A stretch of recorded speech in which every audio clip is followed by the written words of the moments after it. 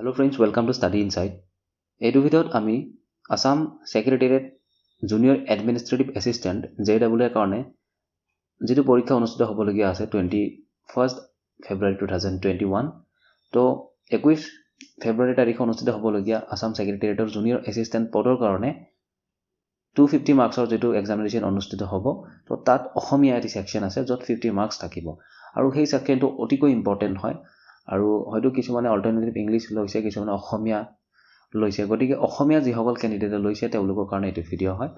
আৰু অসমীয়াটো যথেষ্ট সহজ আৰু মাৰ্ক স্কোৰিং হয় যদি আপুনি অসমীয়া মিডিয়ামত পঢ়া শুনা কৰিছে তেতিয়া হলে তো নিশ্চয় আপুনি সহজ পাব আকৌ যদি আপুনি অসমীয়া মিডিয়ামত পঢ়া নাই তথাপিও যদি আপুনি অসমীয়াটো আপুনি চুজ কৰিছে তো আপোনালোকে এই ভিডিওটো চোৱাৰ পাছত বা মই ৰেগুলাৰলি 2-3টা ভিডিও দিম অসমীয়াৰ ওপৰত তো সেই কেটা ভিডিও চোৱাৰ পিছত আপোনালোকে অধিক সহজ পাব ঠিক ডাঙৰ নহয় নলেজ বেসড হয় ইয়াতে কনসেপ্ট বেস ঠিক নহয় নলেজ অলপ বেছি লাগিব অলপ স্টাডি কৰিব লাগিব ৰাইট তো আমি এইটো ভিডিও টোটাল 240 কোৱেশ্চনছ আমি আলোচনা কৰিম 240টা এমসিকিউ আমি আলোচনা কৰিম আৰু যত অধিকাংশ প্ৰশ্ন সন্নিবিষ্ট হৈ আছে 2018 ত যিখন পেপাৰ আহিছিল তাত অসমীয়া এনেকুৱা সাহিত্যৰ ওপৰত কোৱেশ্চন আহিছিল শংকৰদেৱ মাধৱদেৱ লক্ষ্মীনাথ বেজবৰুৱা মামুন ৰায়ছম গোস্বামী বালিকান্ত কাকতি তো তেওঁলোকৰ ওপৰত প্ৰশ্ন আহিছিল তো ঠিক একেদৰে আমি এইবাৰো তেনেকুৱা কোৱেশ্চন এক্সপেক্ট কৰিব পাৰো আৰু তাৰ উপৰি অসমীয়া পেছেজ এটা আহিব পেছেজটো 10 মাৰ্কছ থাকিব অসমীয়া সমাৰ্থক শব্দ বিপৰীতাৰ্থ শব্দ গ্ৰামাৰৰ ভিতৰত তাৰ পিছত ধৰক জতুৱাৰ ঠাঁচ ঠিক আছে তেনেকুৱা সহজ কিছুমান কোৱেশ্চনছ আহে তেনেকুৱা বিশেষ টান কোৱেশ্চনছ নাহে তো আউট অফ 50 আপোনালোকে 40 প্লাস ইজিলি কৰিব পাৰিব তো গতিকে আপোনালোকে ভিডিওটি শেষলৈকে চাই থাকিব টোটাল 239 বা 240 টোটাল 240টা প্ৰায় কোৱেশ্চন আমি আলোচনা কৰিম আৰু অধিক ইম্পৰ্টেন্ট কোৱেশ্চন আমি লোৱা হৈছে এইটো ভিডিওত তো মই ভাবো ভিডিওটি ভাল পাব আৰু গতিকে চেনেলটিত ভিজিট যদি প্ৰথমবাৰৰ বাবে কৰি আছে তেতিয়াহলে চেনেলটি সাবস্ক্ৰাইব কৰি লব কাষতে থকা বেল আইকনটি ক্লিক কৰি লব যিকোনো ভিডিওৰ নটিফিকেশন পাই থাকিবলৈ তো ইয়াতে চাওক প্ৰথমটি প্ৰশ্নত সোধা হৈছে শংকৰদেৱৰ বিভিন্ন খণ্ডত থকা কীৰ্তনখন সজাই পৰাই একগত কোনে কৰিছিলে তো হেতু কৰিছিলে ৰামচৰণ ঠাকুৰ আটাই ঠিক আছে ৰামচৰণ ঠাকুৰে কৰিছিলে তো আসলতে কীৰ্তনখন বিভিন্ন ঠাইত এইখন বিস্তৃত হৈ আছিল তো তাৰ পিছত একগত কৰা হৈছিল তাক ৰামচৰণ ঠাকুৰে কৰিছিলে শংকৰদেৱৰ গুণমালাত থকা পদৰ সংখ্যা আৰু গুণমালাত কিমানটা পদ আছে 377 377টা পদ আছে টোটাল শংকৰদেৱৰ গুণমালাখন ৰচিত আৰু হেতু 6 আখৰীয়া ছন্দত ৰচিত হয় যিখন শংকৰদেৱে লিখা গুণমালা তো তাত থকা ছন্দবিলাক 6 আখৰীয়া হয় ঠিক আছে 4 নম্বৰ প্ৰশ্নটো ইয়াতে সোধা হৈছে শংকৰদেৱৰ গুণমালাত আছে ভাগৱতৰ সাৰ মনত ৰাখিব শংকৰদেৱৰ গুণমালা সাধাৰণতে ভাগৱতৰ সাৰৰ ওপৰত বিস্তৃত অৰ্থাৎ ভাগৱতৰ আভাস পোৱা যায় ইয়াতে ভাগৱতৰ ওপৰত বেছ কৰি পেলাই শংকৰদেৱৰ গুণমালাখন ৰচিত হয় ঠিক আছে শংকৰদেৱৰ পিতৃ আৰু মাতৃৰ নাম কি আছিল গতিকে পিতৃৰ নাম আছিল আমি গম পাওঁ কুসুম্বৰ ভূঞা আৰু মাতৃৰ নাম আছিল সত্যসন্ধা আৰু বুঢ়ীমাকৰ নাম আছিল কি খেৰুটি জুনে খেৰুটি তেখেতে তুলিতালি শংকৰদেৱক ডাঙৰ দীঘল কৰিছিল ঠিক আছে প্ৰশ্ন নম্বৰ 6 ইয়াতে সোধা হৈছে শংকৰদেৱৰ জন্ম হৈছিল কিমান চনত আসলতে আৰু হেতু হৈছিল 1449 চনত ঠিক আছে 1449 ত হৈছিল শংকৰদেৱৰ জন্ম মাধৱদেৱৰ কেতিয়া হৈছিল হেতু সুধি পাব 1489 তো আমি যদি চাবলৈ যাওঁ শংকৰদেৱতকৈ মাধৱদেৱ 40 ইয়াৰ্স আপোনাৰ সৰু হয় ঠিক আছে 40 বছৰ সৰু হয় শংকৰদেৱ 40 ইয়াৰ্স এল্ডাৰ হয় তো যদি আমি সমসাময়িক বুলি কওঁ তেওঁলোকক তো তথাপিও কিন্তু শংকৰদেৱতকৈ মাধৱদেৱ বহুত বেছি সৰু হয় কোৱেশ্চন নম্বৰ 7 7 নম্বৰ প্ৰশ্ন শংকৰদেৱৰ সংস্কৃত ভাষাৰ একমাত্ৰ পুথিখন কি আৰু সেইখন হৈছে ভক্তি ৰত্নাকৰ ঠিক আছে তো শংকৰদেৱে লিখা অধিকাংশ পুথিয়ে তেখেতে ব্ৰজাৱলী ভাষাত লিখিছিল কিন্তু ভক্তি ৰত্নাকৰ এনেকুৱা এখন পুথি যিখন সংস্কৃত ভাষাত তেখেতে লিখিছিল ঠিক আছে শংকৰদেৱ আৰু মাধৱদেৱৰ প্ৰথম মিলন কিমান চনত হৈছিল হেতু হৈছিল 1522 চনত 1522 1522 চনত তো তেতিয়া অসমত কোচ আৰু আহোমসকলে ৰাজত্ব কৰি আছিল আৰু যথেষ্ট তেওঁলোকে শংকৰদেৱৰ লগত ভাল আছিল নৰনাৰায়ণ হক বা বিভিন্ন আহোমৰ ৰজাই হক তেওঁলোকে শংকৰদেৱৰ যিবিলাক কৰ্মৰাজি আছিল সেইখিনি তেওঁলোকে বহুত বেছি সাপোৰ্ট কৰিছিল আৰু কোনো বিশেষ অসুবিধা নোহোৱাকৈ বিভিন্ন তেতিয়া ভাৰতবৰ্ষৰ বিভিন্ন ঠাইত বিভিন্ন ডাইনেষ্টিয়ে বসবাস কৰিছিল কিন্তু অসমত তেতিয়া কোনো বহিৰাগত ৰাষ্ট্ৰ বা বহিৰাগত বংশই আমাৰ ইয়াত এটেক দিব পৰা নাছিল আৰু ইয়াত ধৰ্মৰ প্ৰচাৰ হৈছিল হেতু সময়ত যেটো সময়ত বিভিন্ন ঠাইত বিভিন্ন যুদ্ধ বিগ্ৰহ হৈছিল সেই সময়ত অসমত ধৰ্ম প্ৰচাৰ হৈছিল শংকৰদেৱ আৰু মাধৱদেৱৰ দ্বাৰা আৰু সেই সময়ত শংকৰদেৱ আৰু মাধৱদেৱক সম্পূৰ্ণৰূপে সহায় কৰিছিল অসমৰ বিভিন্ন বংশৰ ৰজা যেনে আমি ৰজা নৰনাৰায়ণ বাচিলাৰৰ কথা ক'ব পাৰো আহোম ৰজাসকলৰ কথা ক'ব পাৰোঁ ঠিক আছে গতিকে যি কি নহওক আমি বুৰঞ্জী যদি চাবলৈ যাওঁ তেতিয়াহ'লে আমি এইখিনি ৰিলেট কৰিব পাৰোঁ কুৱেশ্যন নম্বৰ 9 শংকৰদেৱৰ অনুবাদ গ্ৰন্থৰ ভিতৰত শ্ৰেষ্ঠখন কি আৰু যিবিলাক অনুবাদ গ্ৰন্থ হয় শংকৰদেৱৰ তাৰ ভিতৰত শ্ৰেষ্ঠখন হৈছে দশম মনত ৰাখিব দশম আৰু গুণমালা শংকৰদেৱে লিখিছিলে তো প্ৰশ্নবিলাকত আপোনালোকে পাই যাব আৰু সেইবিলাক আপোনালোকে নোট ডাউন কৰি যাব মনত ৰাখিবলৈ ট্ৰাই কৰিব গুণমালা আৰু দশম শংকৰদেৱে লিখিছিলে কীৰ্তন ঘোষা শংকৰদেৱে লিখিছিলে কিন্তু নামঘোষা মাধৱদেৱে লিখিছিলে ঠিক আছে তো যি কি নহওক আমি আগবাঢ়িছোঁ কুৱেশ্যন নম্বৰ 10 শংকৰদেৱে মূল দশম স্কন্ধৰ কিমানটা অধ্যায় অনুবাদ কৰিছিলে আৰু যিখন মূল দশম স্কন্ধ আছে তাৰ 49টা অধ্যায় তেখেতে অনুবাদ কৰিছিলে ঠিক আছে 49 49টা 11 নম্বৰ প্ৰশ্নটি ইয়াতে সোধা হৈছে শংকৰদেৱে অনুবাদ কৰা দশম অংশটো কোৱা হয় আৰু তাক আদি দশম বুলি কোৱা হয় ঠিক আছে তো গতিকে তাক মনত ৰাখিব যিটো দশমৰ এটা অংশ তাক আদি দশম বুলি কোৱা হয় শংকৰদেৱৰ হৰিচন্দ্ৰ উপাখ্যানখন ৰচিত হৈছিল কাব্যত ৰচিত হৈছিলে সেইখন শংকৰদেৱে হৰিচন্দ্ৰ উপাখ্যান কাহিনীভাগ ক'ৰ পৰা লৈছিলে আৰু সেইটো মাৰ্কেণ্ডেয় পুৰাণৰ পৰা লৈছিলে ঠিক আছে মাৰ্কেণ্ডেয় পুৰাণৰ পৰা তেখেতে হৰিচন্দ্ৰ উপাখ্যান সেইখনৰ কাহিনীটো লৈছিলে শংকৰদেৱৰ ৰুক্মিণী হৰণ কাব্যৰ মূল আধাৰ কি হয় আৰু সেইটো হৰিবংশ আৰু ভাগৱত ঠিক আছে তো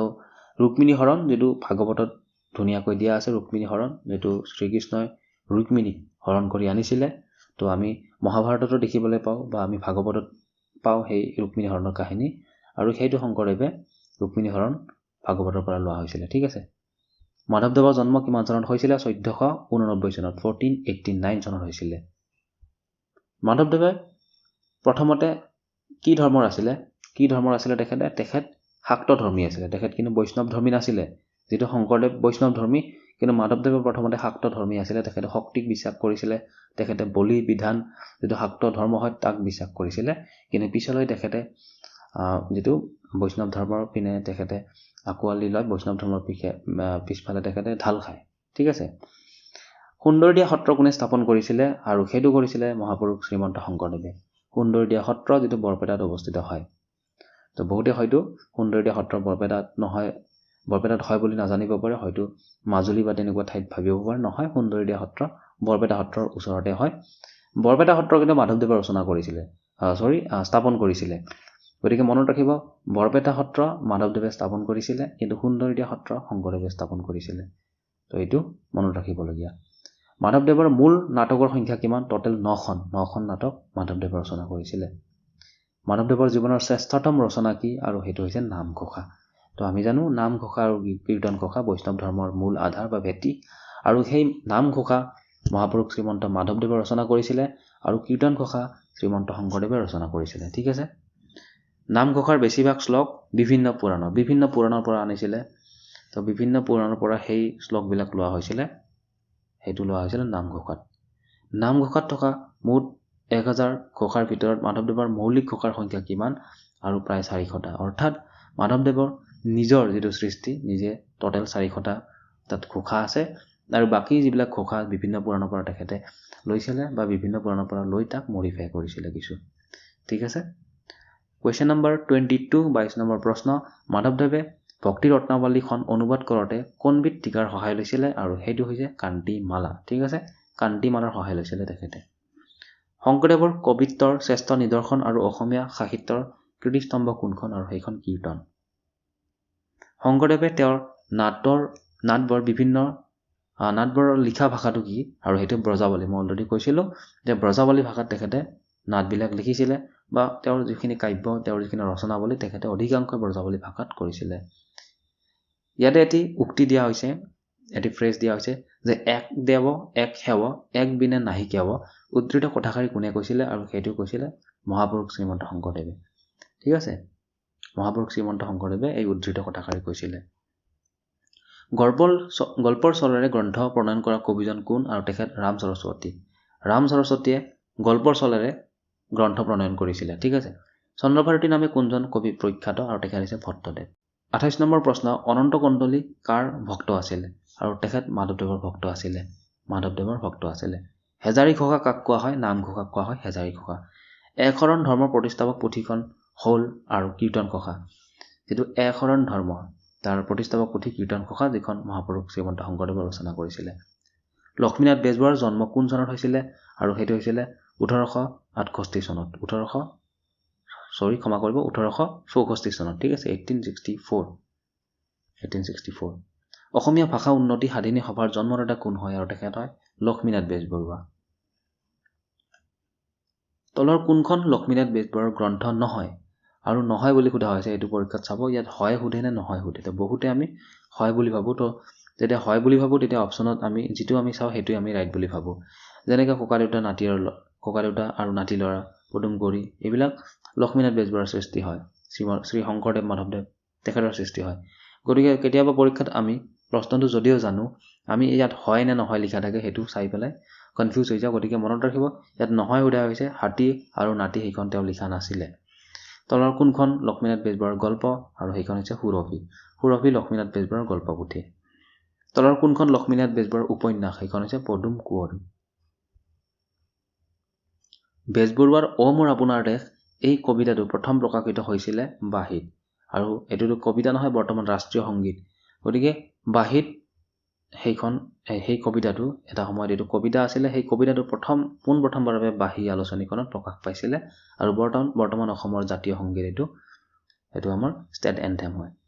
নহয় জানো তো কোৱেশ্চন নম্বৰ 37 নম্বৰ প্ৰশ্ন ইয়াতে সোধা হৈছে অসমীয়া চুটিগল্পৰ জন্মদাতা কোন আৰু তেখেত হৈছে লক্ষ্মীনাথ বেজবৰুৱা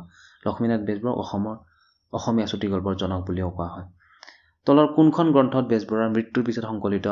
আৰু সেইখন হৈছে কেহকলি আপোনাৰ এখন গ্ৰন্থ হয় যিখন গ্ৰন্থ পষ্টহুমাছলি ৰিলিজ কৰা হৈছিলে অৰ্থাৎ বেজবৰুৱাৰ মৃত্যুৰ পিছত সেইখন সংকলন কৰা হৈছিলে কেহকলিত সন্নিৱিষ্ট মুঠ চুটিগল্পৰ সংখ্যা কিমান 14টা টোটেল 14টা চুটিগল্প ইয়াত সন্নিৱিষ্ট হৈ আছে লক্ষ্মীনাথ বেজবৰুৱাই ব্যৱসায় কৰা কোম্পানীটোৰ নাম কি আছিল সেইটো আছিল ৱাৰ্ড তেখেতে কলিকতাত ব্যৱসায় কৰিছিলে আৰু কোম্পানীটোৰ নাম আছিল ৱাৰ্ড লক্ষ্মীনাথ বেজবৰুৱাৰ উপন্যাসৰ সংখ্যা এখন তেখেতে অকল এখন উপন্যাস লিখিছিলে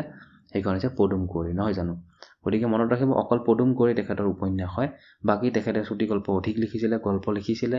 আৰু বিভিন্ন কবিতা পুথি বিভিন্ন আৰ্টিকেল তেখেতে লিখিছিলে কিন্তু তেখেতে উপন্যাস এখনে ৰচনা কৰিছিলে সেইখন হৈছে পদুম কুঁৱৰী নেক্সট প্ৰশ্নটি ইয়াতে হৈছে তলৰ কোনজন সাহিত্যিকে লক্ষ্মীনাথ বেজবৰুৱাৰ পদুম কুঁৱৰীক সমালোচনা কৰি বিজলিত প্ৰবন্ধ লিখিছিল আৰু তেখেত হৈছে লম্বোদৰ বৰাই তেখেতে যিখন পদুম কুঁৱৰী লক্ষ্মীনাথ বেজবৰুৱাৰ একমাত্ৰ উপন্যাস আৰু সেইখনক সমালোচনা কৰি বিজুলী নামৰ আলোচনীখনত প্ৰবন্ধ এৰি লিখিছিলে লম্বোদৰ বৰাই শংকৰদেৱৰ দ্বিতীয় আত্মস্বৰূপ কোন আছিল আৰু তেখেত আছিলে মাধৱদেৱ নহয় জানো আমি গম পাওঁ মাধৱদেৱ কোনজন ৰজাৰ অনুপ্ৰেৰণাত ৰাজহুৱা কাব্য কৰা হৈছিলে আৰু তেখেত হৈছে শুক্লধ্বজ মানে চিলাৰায় ঠিক আছে তো coming to the next question number 45 ইয়াত সোধা হৈছে তলৰ কোনখন ৰচনা মাধৱদেৱৰ নহয় আৰু সেইখন হৈছে আনন্দ বিহাৰ মাধৱদেৱে লিখা নাছিলে তেখেতৰ ৰচনা নহয় তলৰ কোনজনে বৰগীত বেছিকৈ লিখিছিলে মাধৱদেৱে মনত ৰাখিব মাধৱদেৱ আৰু শংকৰদেৱ দুয়োজনে বৰগীত ৰচনা কৰিছিলে কিন্তু শংকৰদেৱৰ বৰগীত মাত্ৰ 34টা 34 ঠিক আছে কিন্তু মাধৱদেৱৰ বৰগীত প্ৰায় 127টা 127 বাহিৰ প্ৰতিষ্ঠাপক সম্পাদক কোন আছিল আৰু তেখেত আছিল লক্ষ্মীনাথ বেজবৰুৱাৰ পত্নী কোন আছিলে তেখেত আছিলে ৰবীন্দ্ৰনাথ ঠাকুৰ পৰিয়াল তো ৰবীন্দ্ৰনাথ ঠাকুৰৰ আচলতে তেখেতৰ পৰিয়ালৰ আছিলে তো তেখেতৰ জীয়ৰী বুলিও কোৱা হয় তো তেখেত আছিলে লক্ষ্মীনাথ বেজবৰুৱাৰ পত্নী লক্ষ্মীনাথ বেজবৰুৱাৰ পত্নীৰ নাম প্ৰজ্ঞা দেৱী ঠিক আছে তেখেত প্ৰজ্ঞা দেৱী কলকাতাৰ হয় লক্ষ্মীনাথ বেজবৰুৱাৰ একমাত্ৰ কবিতা পুথিখন হ'ল কদমকলি তো মনত ৰাখিব একমাত্ৰ কবিতা পুথি য'ত তেখেতে কবিতা সংকলন কৰিছিলে কদমকলি ঠিক আছে লক্ষ্মীনাথ বেজবৰুৱাৰ ৰচনা কোনটো নহয় তলৰ ভিতৰত এটো বাহিৰৰ ৰংচংখন তেখেতৰ নহয় তো নোহোৱাখন সুধিছে বাকি নমল পাছনি লিটিকাই আৰু ইয়াৰ পিছত শিকৰপতি নিকৰপতি বিভিন্ন আছে তেখেতে ৰচনা হয় তেখেতৰ কিন্তু বাহিৰৰ ৰংচংখন তেখেতৰ ৰচনা বুলি নহয় ইয়াতে চাওক 52 শিকৰপতি নিকৰপতি এই নাটকখনৰ ৰচক কোন হয় লক্ষ্মীনাথ বেজবৰুৱা 53 নম্বৰ কুৱেশ্চন বেজবৰুৱাই লিটিকাই নামৰ নাটকখন প্ৰথম ক'ত প্ৰকাশ হৈছিলে আৰু সেইখন জোনাকী নামৰ আলোচনীখনত এই লিটিকাই নামৰ নাটকখন প্ৰকাশ পাইছিলে question number 54 doctor Nirmal Prabha বৰদলৈয়ে কোনখন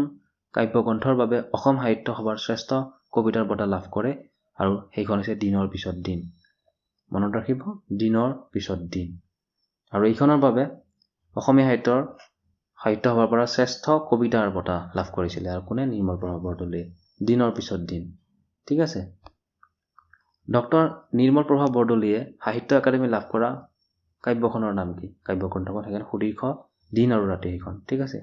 সুদীৰ্ঘ দিন আৰু ৰাতি তো মনত ৰাখিব সুদীৰ্ঘ দিন আৰু ৰাতিৰ বাবে তেখেতে সাহিত্য একাডেমী পাইছিলে ডক্টৰ নিৰ্মল প্ৰভা বৰদলৈয়ে আকৌ দিনৰ পিছত দিনৰ কাৰণে তেখেতে অসম সাহিত্য সভাৰ পৰা পাইছিলে শ্ৰেষ্ঠ কবিতা বঁটা ঠিক আছে এইটো কনফিউজ নহব কোৱেশ্চন নম্বৰ 56 নৱবৈষ্ণৱ ধৰ্মক ৰাজধৰ্ম বুলি কোনজন ৰজাই স্বীকৃতি দিছিল আৰু সেইজন হৈছে ৰজা নৰনাৰায়ণে স্বীকৃতি দিছিলে যে আচলতে যেটো নৱবৈষ্ণৱ ধৰ্ম হেতু এটা ৰাজধৰ্ম প্ৰধান ধৰ্ম হেতু তো তেখেতে স্বীকৃতি প্ৰদান কৰিছিলে মহাপুৰুষ মাধৱদেৱ কোন চনত তিৰভাৱ হৈছিল মাধৱদেৱৰ আৰু হেতু হৈছিল 1596 খ্ৰীষ্টাব্দত লক্ষ্মীনাথ বেজবৰুৱাৰ অসম সাহিত্য সভাৰ কোনখন অধিৱেশন সভাপতি আছিল আৰু সেইখন আছিল 1924 চনৰ যিখন গুৱাহাটীৰ সপ্তম অধিৱেশন সেইখনত তেখেত সভাপতি আছিল ঠিক আছে তো মনত ৰাখিব লক্ষ্মীনাথ বেজবৰুৱাৰ সপ্তম অধিৱেশনখনৰ সভাপতি আছিল প্ৰথমখনৰ আছিল পদ্মনাথ গোহাঁই বৰুৱা ঠিক আছে পদ্মনাথ গোহাঁই বৰুৱা যিখন শিৱসাগৰত হৈছিল প্ৰথম 1917 চনত নহয় জানো কোৱেশ্চন নম্বৰ 59 প্ৰথম অসমীয়া আধুনিক উপন্যাসখন কি আৰু সেইখন হৈছে ভানুমতি সেইখন লিখিছিল পদ্মনাথ গোহাঁই বৰুৱাই ভানুমতি হৈছে প্ৰথম অসমীয়া আধুনিক উপন্যাস পদ্মনাথ গোহাঁই বৰুৱাই লিখিছিলে সেইখন মনত ৰাখিবলগীয়া কোৱেশ্চন নম্বৰ 60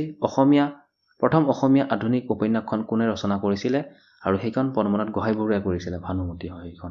61 ডক্টৰ ভৱেন্দ্ৰনাথ শইকীয়াক ডিব্ৰুগড় বিশ্ববিদ্যালয়ে প্ৰদান কৰা উপাধিটো আছিল ডি লিট উপাধি ডক্টৰ ভৱেন্দ্ৰনাথ শইকীয়াক প্ৰদান কৰিছিলে ডিব্ৰুগড় বিশ্ববিদ্যালয়ে শংকৰদেৱৰ কবিত্বৰ শ্ৰেষ্ঠ নিদৰ্শন কি হেতু হৈছে কীৰ্তন 63 নম্বৰ কোৱেশ্চন মাধৱদেৱে ৰচনা কৰা নাটকখন কি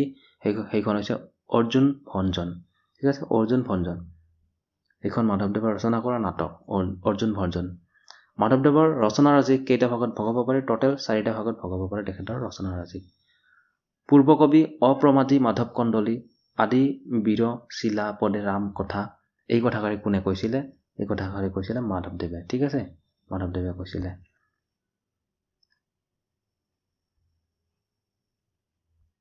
আকৌ ইয়াতে এডিশনাল ইনফৰমেশন মই আপোনালোকক দিব বিচাৰিছো অসম সাহিত্য সভাৰ 1993 চনৰ সভাপতি আছিল ভূপেন হাজৰিকা যিখন শিৱসাগৰৰ অধিৱেশন আছিল ঠিক আছে তো কেতিয়াবা পৰীক্ষাত এইটো সোধা হয় যে ভূপেন হাজৰিকা অসম সাহিত্য সভাৰ সভাপতি কোন আছিল আৰু কিমান চনত আছিল তো শিৱসাগৰৰ সাহিত্য সভাৰ তেখেত সভাপতি আছিল 1993 চনত কোৱেশ্চন নম্বৰ 66 চন্দ্ৰকুমাৰ আগৰৱালাৰ কবিতা পুথি কেইখন আৰু 3খন চন্দ্ৰকুমাৰ আগৰৱালাৰ মৃত্যুৰ পিছত প্ৰকাশিত কবিতা পুথিখনৰ নাম কি আৰু সেইখন হৈছে চন্দ্ৰামৃত ঠিক আছে চন্দ্ৰামৃত নামৰ কবিতা পুথিখন তেখেতৰ মৃত্যুৰ পিছত সেইখন প্ৰকাশ পাইছিল ডক্টৰেট ডিগ্ৰী লাভ কৰা প্ৰথমজন অসমীয়া মহিলা কোন হয় আৰু তেখেত নিৰ্মল প্ৰভা বৰদলৈৰ একমাত্ৰ উপন্যাসখনৰ নাম কি আৰু সেইখন হৈছে জলপদ্ম তো মনত ৰাখিব নিৰ্মল প্ৰভা বৰদলৈৰ একমাত্ৰ উপন্যাস হৈছে জলপদ্ম লক্ষ্মীনাথ বেজবৰুৱাৰ একমাত্ৰ উপন্যাস হৈছে পদুম কুঁৱৰী ঠিক আছে ডক্টৰ নিৰ্মল প্ৰভা বৰদলৈয়ে কিমান চনত সাহিত্য একাডেমী বঁটা লাভ কৰিছিলে তেখেতে 1983 চনৰ সাহিত্য একাডেমী বঁটা লাভ কৰিছিল 1983 right question number 71 nightingale of Assam বুলি কাক কোৱা হয় নিৰ্মল প্ৰভা বৰদলৈক কোৱা হয় ঠিক আছে নাইটিংগেল অফ আছাম তো মনত ৰাখিব নিৰ্মল প্ৰভা বৰদলৈয়ে প্ৰথম কাব্য সংকলন বন ফৰিঙৰ ৰং কিমান চনত প্ৰকাশ কৰিছিলে বা প্ৰকাশ হৈছিলে আৰু সেইটো হৈছিল 1950 চনত 1950 চনত প্ৰকাশ পাইছিলে বন ফৰিঙৰ ৰং ঠিক আছে আৰু সেইখন কোনে লিখিছিলে নিৰ্মল প্ৰভা বৰদলৈয়ে চন্দ্ৰকুমাৰ আগৰৱালাৰ দেউতাকৰ নাম কি আছিল তেখেতৰ দেউতাকৰ নাম আছিল হৰিবিলাস আগৰৱালা ঠিক আছে হৰিবিলাস আগৰৱালা আৰু মনত ৰাখিব চন্দ্ৰকুমাৰ আগৰৱালা জ্যোতিপ্ৰসাদ আগৰৱালাৰ বৰ দেউতাক আছিল তো চন্দ্ৰকুমাৰ আগৰৱালাৰ পৰা জ্যোতিপ্ৰসাদ আগৰৱালাই যথেষ্ট প্ৰেৰণা পাইছিলে আৰু তেখেতে বিভিন্ন ক্ষেত্ৰত তেখেতক সহায় কৰিছিলে লিখাৰ ক্ষেত্ৰতে হওক সাহিত্যৰ ক্ষেত্ৰতে হওক বিভিন্ন ধৰণে তেখেতক সহায় কৰি আহিছিলে আৰু সেইবাবে আমি চন্দ্ৰকুমাৰ আগৰৱালা বা জ্যোতিপ্ৰসাদ আগৰৱালাক আমি যথেষ্ট আচলতে লেখত ল'বলগীয়া হয় অসমীয়া সাহিত্যৰ ক্ষেত্ৰত তেখেতসকলৰ অৱদান সদায় মানে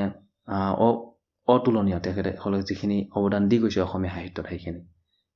তো নেক্সট ইয়াতে চাওক 74 নম্বৰ কুৱেশ্যন ইয়াতে সোধা হৈছে চন্দ্ৰকুমাৰ আগৰৱালাই জোনাকী কাকতখন কেতিয়া প্ৰকাশ পাইছিলে আৰু সেইখন 1889ত এইটো প্ৰশ্ন বহুত সোধা হয় পৰীক্ষাত 1889ত প্ৰকাশ পোৱা আলোচনীখন হৈছে জোনাকী 1889ত জোনাকী হাদিনীয়া বাতৰি অসমীয়াখন কোনে উলিয়াইছিল সেইখন চন্দ্ৰকুমাৰ আগৰৱালাই উলিয়াইছিলে চন্দ্ৰকুমাৰ আগৰৱালাৰ মৃত্যু কেতিয়া হৈছিলে সেইটো হৈছিল 1937 চনত 1937 চনত ঠিক আছে কাক প্ৰতিমাৰ কবি আখ্যা দিয়া হয় আৰু তেখেত হৈছে চন্দ্ৰকুমাৰ আগৰৱালা প্ৰতিমাৰ কবি বুলি কোৱা হয় চন্দ্ৰকুমাৰ আগৰৱালা চন্দ্ৰকুমাৰ আগৰৱালাৰ বিন বৰাগীত থকা কবিতাৰ সংখ্যা টোটেল 12টা বিন বৰাগী যিখন কবিতা পুথি সেইখনৰ টোটেল 12টা কবিতা সন্নিৱিষ্ট হৈ আছে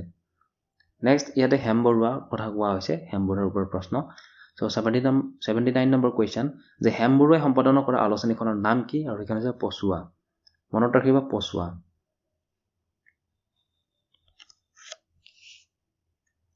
কুৱেশ্যন নম্বৰ 80 হেম বৰুৱাৰ তলৰ কোনখন ইংৰাজী দৈনিক সম্পাদন কৰিছিলে আৰু সেইখন হৈছে আসাম এক্সপ্ৰেছ গতিকে আসাম এক্সপ্ৰেছ নামৰ ইংৰাজী দৈনিক বাতৰি আচলতে সেইখন হেম বৰুৱাই সম্পাদনা কৰিছিলে আসাম এক্সপ্ৰেছ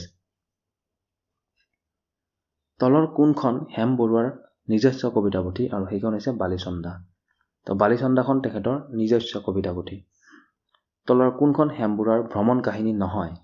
তো ভ্ৰমণ কাহিনী নহয় চিহ্ন মূলখন বাকি মেকং নৈ দেখিলো সাগৰ দেখিছা ৰঙা কবি ফুল এইকেইখন তেখেতৰ ভ্ৰমণ কাহিনী হয় তো ইয়াতে তেখেতে বিভিন্ন আচলতে হেম বৰুৱাই বিভিন্ন ভ্ৰমণৰ ওপৰত কাহিনী লিখিছিলে ভ্ৰমণৰ ওপৰত তেখেতে কবিতা কাব্য ৰচনা কৰিছিলে কিন্তু তেখেতে যিখন চিহ্নমূল এইখন তেখেতৰ ভ্ৰমণ কাহিনী নহয় সেইখন কুৱেশ্যন নম্বৰ 83 তলৰ কোনখন লক্ষ্মীনাথ বেজবৰুৱাৰ ঐতিহাসিক নাট নহয় আৰু সেইখন হৈছে লিটিকাইখন নহয় বাকি চক্ৰতা সিংহ বেলিমাৰ জয়মতী গোটেইকেইখন ঐতিহাসিক হয় তো ইতিহাসৰ কথা ইয়াতে সন্নিৱিষ্ট হৈ আছে বাকি লিটিকাইখন নহয় কিন্তু ঐতিহাসিক কাহিনী নহয় তলৰ কোনটো বেজবৰুৱাৰ কবিতা নহয় ৰাধিকা ঠিক আছে ৰাধিকাটো লক্ষ্মীনাথ বেজবৰুৱাৰ কবিতা নহয় বাকি চালনী আৰু বেজী বৃন্দা চন্দ্ৰাৱলী সংবাদ ধোৱাখোৱা ইত্যাদি তেখেতৰ কবিতা হয় বাকি নহয় এই ৰাধিকাখন নহয় লক্ষ্মীনাথ বেজবৰুৱাৰ মৃত্যু হৈছিলে 1938 চনত তেখেতৰ মৃত্যু হৈছিলে পদ্মনাথ গোহাঁই বৰুৱাৰ জন্ম হৈছিলে ক'ত হৈছিলে আৰু সেইটো উত্তৰ লখিমপুৰত হৈছিলে পদ্মনাথ গোহাঁই বৰুৱাৰ দেউতাক কোন আছিলে তেখেত এগৰাকী মৌজাদাৰ আছিলে ঠিক আছে কুৱেশ্যন নম্বৰ 88 তলৰ কোনটো পৌৰ নিগমৰ পদ্মনাথ গোহাঁই বৰুৱাৰ সভাপতি হৈছিলে আৰু সেইটো হৈছে তেজপুৰ পৌৰ নিগম ঠিক আছে তেজপুৰ মিউনিচিপালিটিৰ তেখেত পৌৰ নিগমৰ তেখেত সভাপতি আছিলে মিউনিচিপালিটি চেয়াৰমেন আছিলে তেখেতে কুৱেশ্যন নম্বৰ 89 পদ্মনাথ গোহাঁই বৰুৱাৰ তলৰ কোনখন আলোচনীৰ প্ৰধান বাটকটীয়া আছিলে আৰু সেইখন হৈছে বিজুলী যিখন আলোচনী আছিলে সেইখনৰ তেওঁ গুৰিধৰ্তা আছিলে আৰু সেইখন তেখেতে প্ৰকাশ কৰিছিলে ঠিক আছে তলৰ কোনখন পদ্মনাথ গোহাঁই বৰুৱাৰ কবিতা পুথি নহয় আৰু সেইখন হৈছে লভিতা নহয় লভিতাখন কোনে লিখিছিলে আপোনালোকে কমেণ্ট কৰি জনাব লভিতা আপোনালোকে জনা এগৰাকী ব্যক্তিয়ে যথেষ্ট এগৰাকী ফেমাছ ব্যক্তিয়ে লিখিছিলে লভিতা কবিতা পুথিখন বাকি লীলা কাব্য জোৰণী ফুলৰ চানেকি ইত্যাদিবোৰ পদ্মনাথ গোহাঁই বৰুৱাৰ তেখেতে লিখা পুথি হয় ঠিক আছে তলৰ কোনখন পদ্মনাথ গোহাঁই বৰুৱাৰ নাট নহয় আৰু সেইখন হৈছে শিৱসিংহখন তেখেতৰ নাট নহয় তেখেতে লিখা নাট নহয় ঠিক আছে তলৰ কোনখন পদ্মনাথ গোহাঁই বৰুৱাৰ প্ৰণয়ন নহয় আৰু সেইখন হৈছে লভিতা ডেফিনেটলি লভিতা নহয় ডক্টৰ ভৱেন্দ্ৰনাথ শইকীয়া কোন বিষয়ে অধ্যাপক আছিলে তেখেত ফিজিক্সৰ আছিলে পদাৰ্থ বিজ্ঞানৰ অধ্যাপক আছিলে ডক্টৰ ভৱেন্দ্ৰনাথ শইকীয়া এগৰাকী ইঞ্জিনিয়াৰ আছিলে তেখেতে ইঞ্জিনিয়াৰিং কৰিছিলে জুনিয়ৰ ইঞ্জিনিয়াৰিং কৰিছিলে আৰু তেখেতে পদাৰ্থ বিজ্ঞানৰ অধ্যাপক আছিলে ডক্টৰ ভৱেন্দ্ৰনাথ শইকীয়া কিমান চনত শ্ৰীমন্ত শংকৰদেৱ বঁটা লাভ কৰিছিলে 1998 চনত তেখেতে শ্ৰীমন্ত শংকৰদেৱ বঁটা লাভ কৰিছিলে ডক্টৰ ভৱেন্দ্ৰনাথ শইকীয়া কিমান চনত পদ্মশ্ৰী সন্মান লাভ কৰিছিলে সেইটো হৈছে 2001 চনত পদ্মশ্ৰী বঁটা লাভ কৰিছিলে তেখেতে ডক্টৰ ভৱেন্দ্ৰনাথ শইকীয়াৰ কিমান চনত মৃত্যু হৈছিলে 2003 চনত মৃত্যু হৈছিলে 2003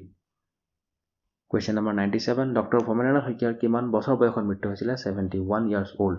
তেখেতে 70 বছৰ বয়সত মৃত্যুবৰণ কৰিছিলে অন্তৰীপ উপন্যাসখনৰ লিখক কোন হয় আৰু তেখেত হৈছে Bhabendranath Saikia question number 99 doctor Bhabendranath Saikia কোনখন গল্প সংকলনৰ বাবে সাহিত্য একাডেমী লাভ কৰিছিল আৰু সেইখন হৈছে শৃংখল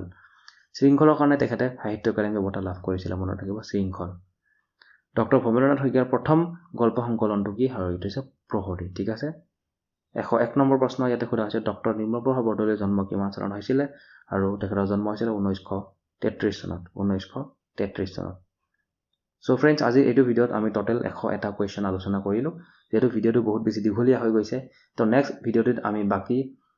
যিখিনি কোৱেশ্চনছ আছে 140 কোৱেশ্চনছ আমি আলোচনা কৰিম তো দুটা পাৰ্টত এই ভিডিঅ'টো হ'ব আশা কৰো ভিডিঅ'টো আপোনালোকে ভাল পালে এই ভিডিঅ'ৰ পিডিএফ যদি আপোনালোকে বিচাৰিছে তেতিয়াহলে ষ্টাডি ইনসাইড অফিচিয়েল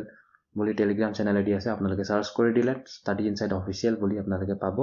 আমাৰ চেনেলৰ লগো তাত দেখিবলৈ পাব তো সেই চেনেলটো জয়েন কৰি লওক এই ভিডিঅ'ৰ পিডিএফ অলৰেডি তাত আপলোড দিয়া হৈছে তো আশা কৰো আপোনালোকে ভিডিঅ'টো ভাল পালে নতুনকৈ চেনেলটোত ভিজিট কৰিলে চেনেলটো সাবস্ক্ৰাইব কৰিব কাষতে থকা বেল আইকনটি ক্লিক কৰি ল'ব যিকোনো ভিডিঅ'ৰ নটিফিকেশ্যন অতি সহজতে পাই থাকিবলৈ ধন্যবাদ